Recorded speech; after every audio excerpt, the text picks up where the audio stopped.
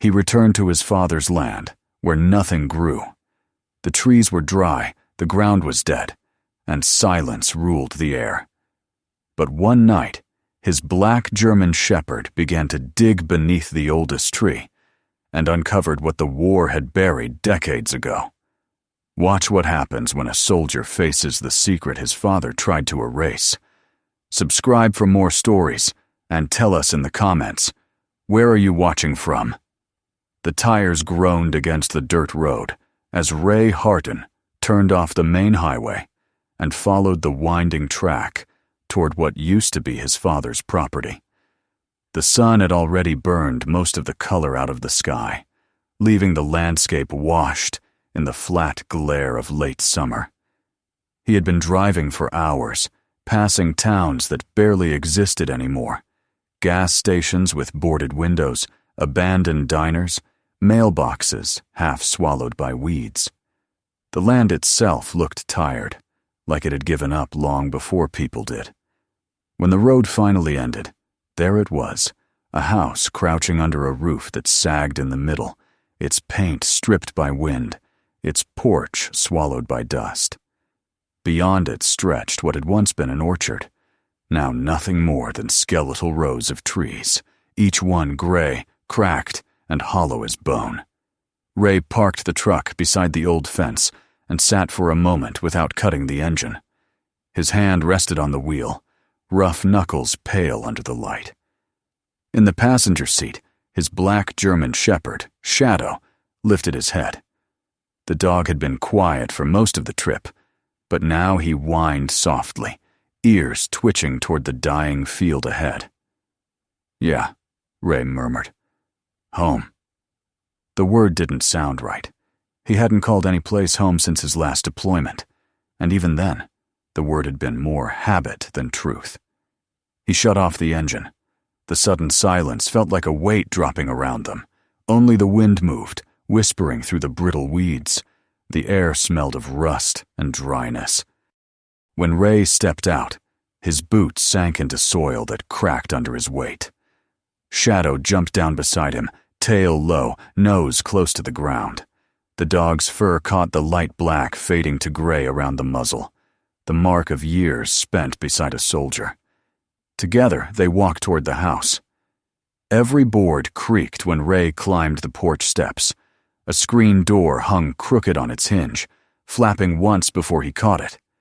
Inside was dust, so much of it that it muted color and sound alike.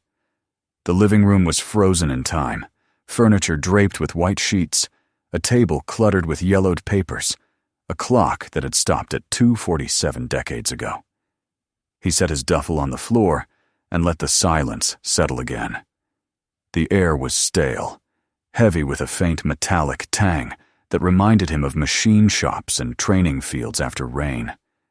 He opened a window, but the breeze that came through carried no life, only the scent of dry soil.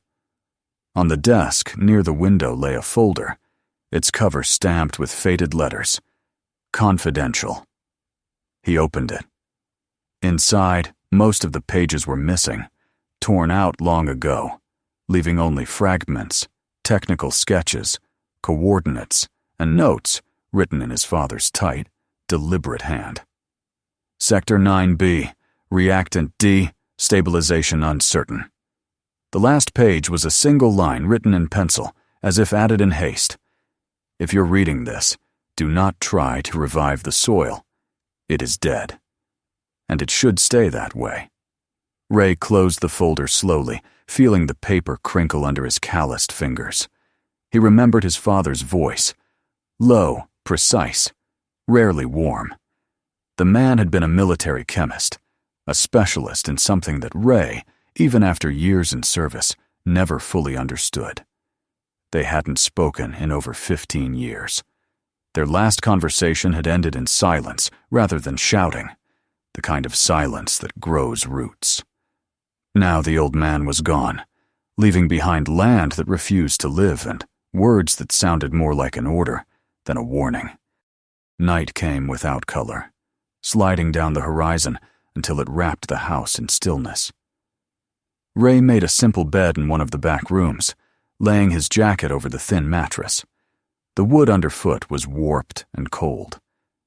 Shadow paced the room twice before lying near the door, his head resting on his paws, ears still alert. For a while, Ray stared at the ceiling, watching moonlight leak through the broken blinds. His mind wandered to the years overseas, the heat of metal, the smell of oil and dust, the sound of voices that never returned home. He had thought coming here would be quiet, that the noise would finally stop. But the silence here was louder than any war. Sometime after midnight, Shadow growled. It wasn't loud, but it came from deep in the chest, the sound of instinct sharpened by years of training. Ray opened his eyes. The dog stood now, facing the window, fur bristling, tail rigid. A second later, he heard it too. A faint scraping, steady, rhythmic, like claws against hard ground. Ray slipped from the bed, grabbed his flashlight, and moved toward the back door. The night air hit him cold and dry. The orchard stretched before him, rows of dead trees under a pale moon. Shadow had already moved ahead, stopping by the oldest apple tree that leaned crookedly near the fence line. He barked once, short and sharp, then began pawing at the ground. "Easy," Ray whispered, coming closer. He swung the light toward the base of the tree. Something metallic glinted under the surface, a round outline half buried in dirt. It looked like the edge of an iron hatch, its handle fused with rust. He knelt, brushed away the soil, felt the texture of corroded metal. The air here was colder, heavy with the scent of iron, and something else he couldn't place. When he tried to lift the hatch, it didn't move. The hinges were sealed tight, as if welded shut by time. Shadow whined, circling the spot, then sat, gaze fixed on the ground. Ray stood slowly, shining the light across the orchard. Everything else was still. Too still. He turned back to the house, the feeling in his chest tightening into a knot he couldn't explain. He'd seen battlefields after chemical strikes, where the air shimmered with invisible poisons, and the earth itself seemed to breathe death. This place felt the same. The orchard wasn't just dead, it had been killed. Inside again, he poured water from the tap. It sputtered and came out brown before clearing. The first swallow tasted like old metal. He leaned against the counter, watching Shadow settle near the door. The dog didn't sleep. He simply lowered his head, his body tense but patient, as if guarding against something unseen. Ray looked out the window. The moon had climbed high, washing the field in silver. Every dead branch cast a shadow like a scar. He didn't sleep the rest of the night. When dawn came, it didn't bring warmth, only a gray light that made the land look even more lifeless. He walked outside with his coffee mug and crouched to pick up a handful of soil. It crumbled like ash, dry to the bone. Nothing would grow here. Not weeds, not moss. He thought of the folder again, of his father's warning. Do not try to revive the soil. Why would anyone say that unless the ground itself hid something dangerous? Later, while exploring the small storage room behind the kitchen, he found another clue. Tucked between old maps and jars of nails was a black notebook. The first page bore a title written in his father's precise handwriting: Hollow Field Project, Final Stage. Ray read on. The notes spoke of controlled testing, sterilization compounds, and atmospheric instability. There were mentions of H-37, dry soil reactions, and containment chambers. But halfway through, the writing changed. No longer scientific, but almost confessional. It breathes beneath us. I sealed it once. If it wakes again, everything dies. Ray felt a cold shiver crawl through him. He snapped the book shut and stared out the window. Shadow stood in the yard, nose lifted to the wind, tail stiff. The dog's instincts had saved Ray more than once during his service, warning him of mines and ambushes long before he saw them. He trusted that nose more than he trusted most people. If the dog felt something was wrong here, then it was. The day stretched on without movement. The air shimmered faintly above the cracked soil, as if the heat came from underneath rather than the sun. Ray spent the afternoon checking the perimeter fence, tracing the line of dead trees that ringed the property. He noticed that the pattern of decay was precise, every tree equidistant from the center, each one identical in its withering. It looked less like natural blight and more like the aftermath of an explosion that had happened long ago, invisible but thorough. By dusk, he sat on the porch with Shadow beside him. The horizon glowed with dying light, a smear of orange fading into gray. The world was silent again, save for the faint creak of wood under their weight. Ray thought of his father standing here years ago, watching the same land, guarding the same secret. Maybe the old man hadn't been mad. Maybe he'd been protecting something, or everyone, from what was buried here. The wind picked up, dry and cold, brushing across the orchard like fingers on a drum. The dead branches rattled together, forming a sound too close to whispers. Shadow lifted his head, ears turning toward the noise. Ray didn't move. He simply stared into the lifeless field, his jaw tight, his hand resting on the dog's neck. Somewhere beneath them, something waited, something that had turned this land to dust, and still wasn't done breathing. As the last light faded, Ray knew one thing with absolute certainty. Whatever his father had done here had not ended. And tomorrow, when he began digging again, he would find out why this house stood in the middle of a field where nothing dared to grow. Morning came without color, a gray light that revealed more than it comforted. The house creaked, as if remembering voices that no longer existed. Ray sat at the kitchen table with the same coffee cup from the night before, staring at the folder he had opened a dozen times. Outside, the orchard stood motionless under a sky that refused to brighten. Shadow slept near the door, his breathing steady but shallow, as though he too felt the tension pressing through the walls. The unease from the night hadn't faded. It had deepened, hardening into something heavy in the air. Every instinct in Ray's body told him that the land itself was watching. He pushed the cup aside and walked to the small office at the end of the hallway. It smelled of dust and machine oil, the scent of his father. The desk was littered with remnants of a life spent writing, measuring, calculating. He found an old generator in the corner and, after several attempts, coaxed it to life. The sudden hum filled the room. He connected the dusty hard drive he'd discovered the previous day to his laptop. The machine whirred and flickered, struggling against age. Then the screen lit up, revealing a list of encrypted files, each labeled with codes and dates from decades past. Most of them refused to open, but one did. It was a video grainy, filmed in low light. His father sat at a desk that looked just like this one, his face older than Ray remembered, his expression calm, yet haunted. The voice that came through was barely above a whisper, as if the walls themselves might be listening. "If you're seeing this," he said, "it means the seal has been disturbed. Don't try to fix what I buried. The soil isn't dead, it's holding its breath. Let it sleep." Ray paused the video. For a long time he stared at the frozen frame, the lines on his father's face, the look in his eyes that was part regret, part fear. He played the clip again, rewinding to the beginning, searching for more, but the rest was corrupted static.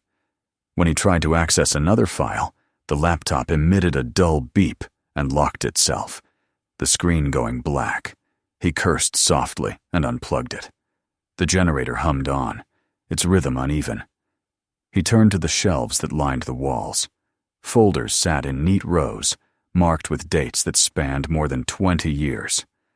Many were empty, but one thick binder bore a label: Project Hollow Field. Inside, the documents were brittle, typed in an old military format. The first pages described objectives: development of sterilization compound H37, intended use, large-scale agricultural cleansing, secondary potential, environmental containment. The language was clinical, but as he read further, the tone shifted. Field reports detailed failed tests, unexpected reactions. One entry read, "Compound absorbs ambient moisture beyond projected radius. Effect irreversible. Subject ground remains sterile indefinitely." The later pages were worse. There were reports of soil samples turning to dust, animal life disappearing within the test zones, water sources evaporating overnight. A final note was scrawled across the bottom in his father's handwriting. Terminated. Containment established under primary site. Ray leaned back, the chair creaking beneath him. He felt the weight of the words settle in his stomach. His father had been part of something designed to destroy, not heal. And the orchard, his inheritance, was built on the bones of that experiment. Shadow stirred, lifting his head, ears twitching. A car engine sounded faintly outside. Ray moved to the window, peering through the cracked glass. A gray pickup truck was pulling up the drive, kicking up a faint cloud of dust. The man who stepped out looked out of place here. Clean shoes, pressed jacket, clipboard in hand. Ray watched as he approached the porch with an air of practiced confidence. When Ray opened the door, the man smiled politely. "Good morning, Mr. Hardin, is it?" he asked, voice smooth, professional. "I'm with Ardent Systems, an environmental agency contracted to assess old federal testing sites. I understand this property was recently transferred to you." He flipped open his clipboard. "We've received reports of contamination. I'd like to take a few soil samples, just as a precaution." Ray studied him in silence. There was something too polished about the man's tone, too certain. His clothes were wrong for field work, his eyes scanning the yard with the sharpness of someone looking for something specific. "No one mentioned any contamination," Ray said at last. "And this isn't federal land anymore." "Technically, it's still under review," the man replied, keeping his smile. "We want to ensure your safety. These things can linger." He gestured toward the orchard. "That area in particular looks affected. May I?" Ray's jaw tightened. "You may not. The land's fine." For a moment, the man's expression faltered. Then he nodded, folding the clipboard. "Of course. You'll have my card in case you change your mind." He placed it on the porch railing before turning back toward the truck. As he drove away, Ray picked up the card. The company logo, a stylized flame, glinted faintly. Beneath it, the name, E. Nolan, environmental analyst. The phone number was local, but the email domain was military. He turned the card over. The back was blank, except for a faint impression, as though something had been pressed into it. He held it against the light and saw the outline of a number sequence coordinates. He scribbled them down, then glanced toward the orchard. Whatever Nolan wanted, it wasn't soil. That night, the quiet returned, thicker than before. Ray lay awake, listening to the occasional creak of the old house. Shadow slept lightly, twitching in his dreams. Around midnight, the dog rose suddenly, hackles lifting. Ray heard it too, the distant hum of an engine. He grabbed the flashlight and moved to the window. Far down the road, headlights blinked once, then vanished. He waited, but the sound didn't fade. It grew, low and mechanical. He slipped on his boots and stepped outside.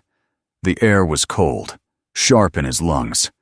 Shadow trotted beside him, silent. They moved past the porch, across the yard, toward the orchard. The ground beneath their boots seemed to vibrate faintly, a pulse rising from below. At the base of the same crooked tree, the metallic hatch gleamed under moonlight, cleaner than before, as if someone had brushed the dust away. Beside it, fresh footprints led toward the fence. Ray followed them a few yards before they vanished into tire tracks, that cut through the brittle grass. He crouched, examining the ground. Something small caught the beam of his flashlight, a piece of metal, no bigger than his thumb. When he picked it up, a red light blinked once and went out. A tracking device, military grade, branded with the same logo as the card. He turned it over in his palm, feeling the cold press of realization. Someone had been here, close enough to find the hatch, close enough to plant surveillance. At dawn, Ray returned to the orchard with a crowbar and gloves. Shadow stayed close, circling the spot, nose low. The hatch gave way more easily than before, as if the rust had loosened overnight. When he pried it open, a wave of hot, stale air rose from below, thick with the stench of metal and old decay. A narrow shaft led downward, lined with corroded rungs. Ray tied a rope to a nearby tree, tested it, then began his descent, the flashlight trembling in his hand. The ladder creaked, but held. The walls were rough concrete, damp in some places, dry in others, streaked with rust and what looked like soot. 10 feet down, his boots touched solid ground. The beam of the flashlight swept across a corridor half-collapsed with debris. On one wall, faded paint spelled Storage B. Another door bore the stenciled words, Lab 1. His heart pounded as he moved deeper. The silence down here was complete, not even the hum of distant life. He reached a heavy steel door with a warning scrawled in chalk. Do not open active. He hesitated, then pushed. The hinges groaned, resisting before giving way. Inside was a chamber filled with broken shelves and shattered glass. In the center stood a metal cylinder, about 3 feet tall, its surface covered in grime but intact. He brushed off the dust and read the label stamped into its side. Compound H37, Sample Unit. The metal was warm to the touch, almost pulsing under his fingertips. He crouched beside it, shining the light into the seam near the base. Something faintly shimmered within a liquid that caught the light and refracted it like heat on asphalt. The sight made his throat tighten. He'd seen containers like this before in classified storage facilities overseas. Experimental, unstable, sealed for a reason. Whatever was inside didn't belong in the world above. A distant vibration rippled through the floor. He froze. Then came the unmistakable sound of an engine, this time not far away. The hum grew louder, joined by the whir of machinery. Someone had activated power up top. Lights flickered in the corridor, dim but alive, powered by a generator that hadn't run in years. Ray turned off his flashlight and pressed himself against the wall. Voices echoed faintly through the shaft, distorted by distance. He grabbed the cylinder, tucking it under one arm, and climbed fast, the rungs slick beneath his gloves. When he reached the surface, he saw beams of light sweeping across the orchard headlamps, flashlights, movement. He ducked behind a fallen section of fence, crouching low. Men in protective suits surrounded the hatch, instruments blinking in their hands. One of them spoke into a radio.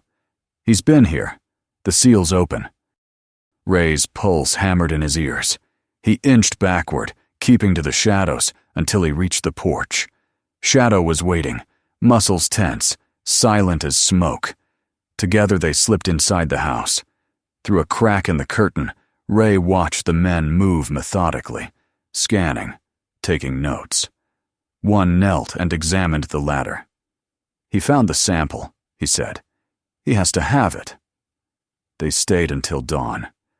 When the trucks finally rolled away, leaving only tire marks in the dust, Ray exhaled for the first time in hours. He placed the cylinder on the kitchen table, staring at it under the weak light. The surface pulsed faintly, almost like breathing. He thought of his father's words again. It's holding its breath. Shadow stood at his side, tail still, eyes fixed on the object. The dog's nose twitched, uneasy. Ray reached out and touched the cylinder once more. The warmth seeped into his skin, steady and alive. Beneath this house, beneath this field, something was still moving, something that had waited years to be found. And now that the seal was broken, he knew it would not stay buried much longer. The morning after the intrusion was darker than any before it. The air carried a smell like wet rust, and the orchard shimmered under a dim gray sky that seemed to press downward instead of opening up. Ray hadn't slept. The cylinder sat on the table where he had left it, wrapped in an old blanket. But even through the layers of cloth, he could feel the faint warmth, the pulse that should not have existed in metal. Shadow lay nearby, silent and alert, his gaze never straying from the object. The night had changed something in both of them. The dog had always been calm, trained to wait, to obey. But now his restlessness was a quiet reflection of Ray's own. Something had been set in motion, something that would not stop until it consumed what was left of this land, and perhaps more. Ray drank black coffee that tasted like ashes and read through his father's notes again. The lines blurred before his eyes, but one phrase remained lodged in his mind. Containment established under primary sight. His father hadn't written these words as a scientist, but as a soldier. Containment was a term of last resort, a decision to bury rather than destroy. Ray understood it now with terrible clarity. The field had never been poisoned by accident. It had been sealed deliberately, a barrier between what lived and what should never live again. And he, by lifting that hatch, had broken the barrier his father had died to maintain. He packed what he could: maps, the journal, the hard drive, a few rations, and placed the cylinder in a heavy metal case that he'd found in the storage room. The weight of it was unnatural. The warmth inside was steady, like the slow rhythm of a dying heartbeat. When he carried it out to the truck, Shadow followed, limping slightly from an old scar in his hind leg. The dog's ears turned toward the road. Far away, the low hum of an engine stirred the morning quiet. Ray knew what it meant before he saw the first glint of movement between the trees. They were coming back. He started the engine. The truck roared to life, coughing smoke, and he turned onto the dirt road without looking back. The land behind him stretched wide and colorless. Shadow climbed onto the passenger seat, his eyes fixed on the rearview mirror. Within minutes, dust began to rise on the horizon. Ray pressed harder on the accelerator. The road snaked through low hills, the edges crumbling into gullies carved by forgotten streams. The radio was silent, dead from years of neglect. Only the growl of the truck and the breath of the wind filled the cab. He drove until the land began to rise toward the mountains, where the road narrowed into a path of gravel and stone. When he stopped at an old bridge that arched over a shallow riverbed, he could see the dust still trailing behind him, a long, pale wound across the desert. He stepped out, opened the case, and lifted the cylinder. Its surface glowed faintly in the light, like heat beneath glass. For a moment he thought about throwing it into the water below. Maybe the current would carry it away, bury it again. But as soon as the first drop of moisture touched the metal, steam hissed from the surface. The sound was sharp, alive. The water around it began to ripple, turning dark, and Ray saw the soil at the edge start to crack, as if the liquid itself was retreating. He pulled the cylinder back, his heart hammering. Shadow barked once, startled by the sound, and the bark echoed off the rocks like a gunshot. Ray stared down at the water. The ripples spread outward, then stilled, leaving behind a faint, oily sheen that reflected the color of the sky. He understood then that there was no way to destroy what his father had made. It didn't die. It adapted. It consumed. He placed the cylinder back into the case, locked it, and turned toward the truck. "We're going back," he said softly, though the words were meant more for himself than for the dog. Shadow tilted his head, as if he understood. The drive back felt endless. The land blurred past, all shades of gray and brown, until at last the crooked fence of the orchard came into view. But the sight that met him made him stop cold. There were vehicles on the property now, black SUVs and a flatbed truck carrying drilling equipment. Men in dark uniforms moved between them, setting up floodlights even though the day was still young. The same emblem from the card glinted on the side of their equipment: Ardent Systems. At the center of it all stood Nolan, the man with the polite smile, now wearing a bulletproof vest and holding a tablet instead of a clipboard. The pretense of environmental concern was gone. They were preparing to dig. Ray parked the truck behind a stand of dead trees and cut the engine. He watched through binoculars, noting the positions of the guards, the path of the cables leading to the generator, the location of the main bore rig they were assembling directly above the hatch he had opened. They were planning to extract whatever was left below, and if they succeeded, there would be no containing it again. He thought of the field reports he'd read, the expanding radius, the sterilized soil. His father had sealed the site to stop the spread. These men wanted to undo that for reasons that could only be catastrophic. The decision formed in Ray's mind as clearly as any order he'd ever received. There was no one else to stop them. He couldn't call the authorities. Men like this were the authorities, hidden behind different names and contracts. The only option left was final destruction. He and Shadow moved under the cover of the orchard, using the dead trees as shelter. The smell of fuel filled the air. The drilling team worked quickly, unaware of the pair moving silently through the dust. Near the house, Ray found the old supply crate he had noticed days ago but hadn't opened. Inside were sealed boxes of demolition charges, his father's work, military issue, still intact after all these years. The old man had known this day might come. Ray packed what he could carry into his rucksack and set to work, wiring the detonators with steady hands. The memory of his training came back to him easily, each motion automatic. Measure twice, plant deep, cover tracks. He set the charges along the main corridor beneath the hatch, one near the foundation of the lab, another by the old generator chamber, and a final set beside the hatch itself. The pattern was designed not to explode outward, but to collapse inward, sealing everything under tons of rock and molten steel. If it worked, nothing would survive down there, not even the air. The work took hours. The sun dipped low, casting long shadows across the lifeless trees. From his position near the barn, Ray could hear Nolan giving orders. "Increase the pressure," the man said. "We need that core sample before sunset." The drill roared, biting into the earth with a shriek that carried across the field. Dust rose in clouds, filling the sky with a faint orange haze. Shadow growled low, his tail rigid. Ray rested a hand on the dog's back. "Almost done," he whispered.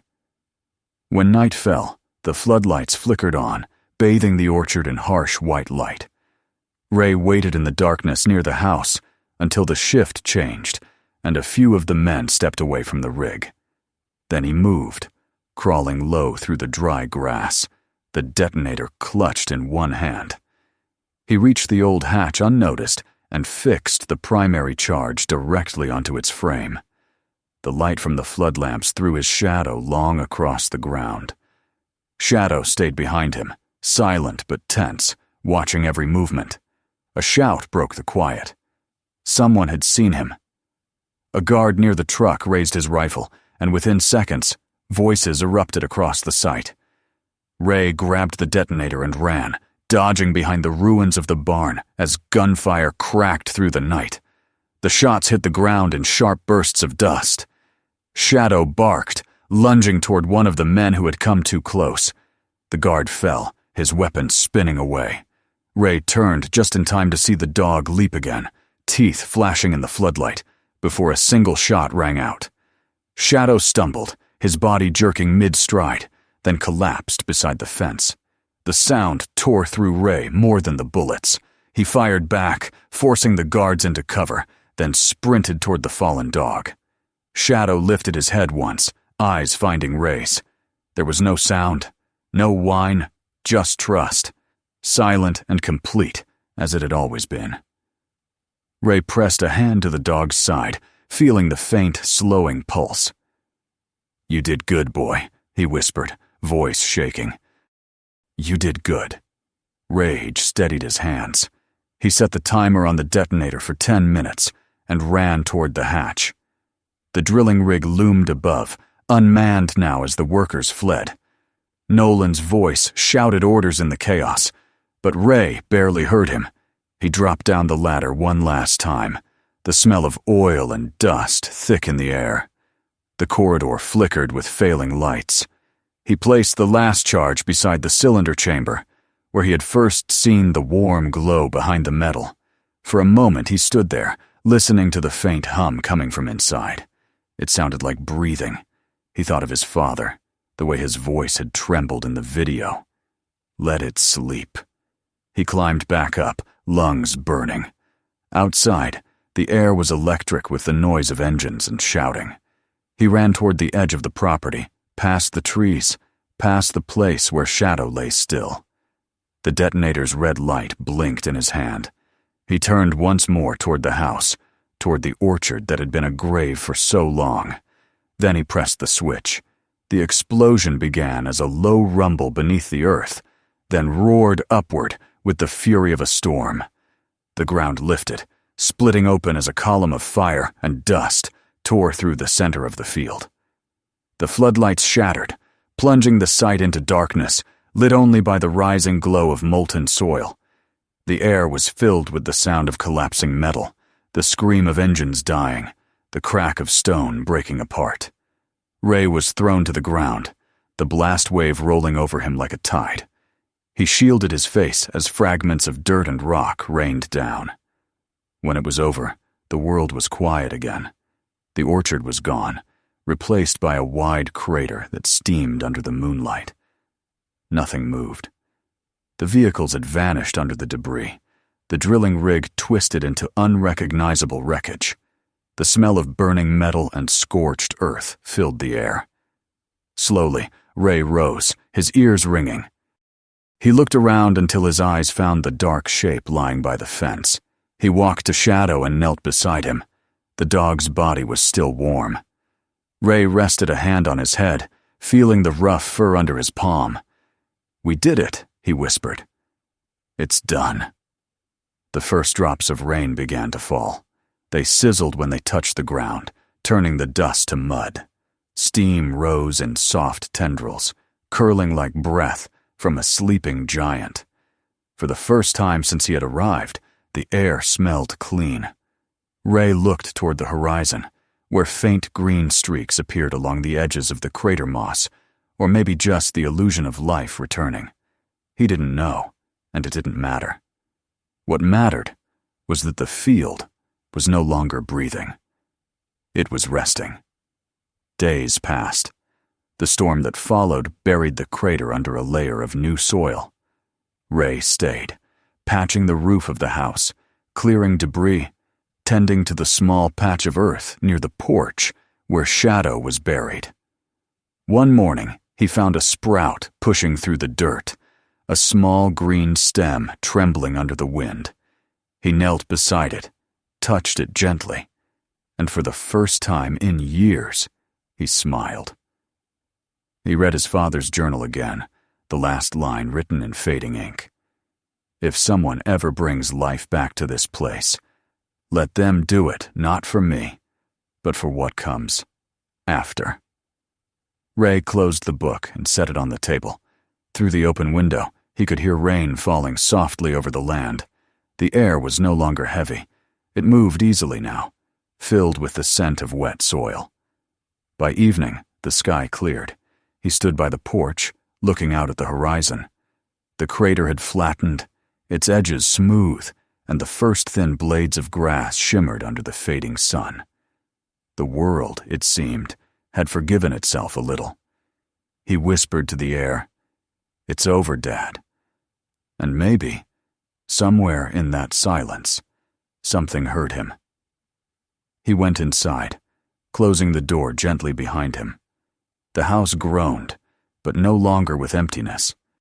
Outside, the field that had once been dead began to breathe again, not with poison, but with the quiet rhythm of new life, slow and uncertain, yet alive all the same. Before you go, make sure to subscribe so you don't miss the next story. If you liked this one, share it with someone who needs to hear it. And when you're done, watch the other stories waiting for you on our channel. Every one of them holds a truth worth finding.